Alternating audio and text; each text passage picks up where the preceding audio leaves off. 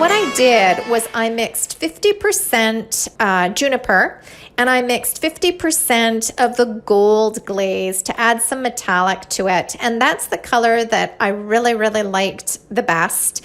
It gave the juniper a really nice warm look, and when the light hits it just right, it shimmers really beautifully.